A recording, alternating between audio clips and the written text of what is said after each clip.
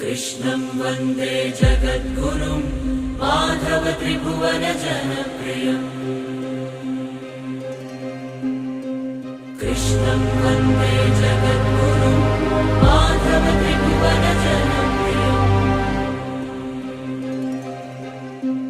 कृष्णं वन्दे जगद्गुरुं माधव त्रिभुवन जनप्रियम्।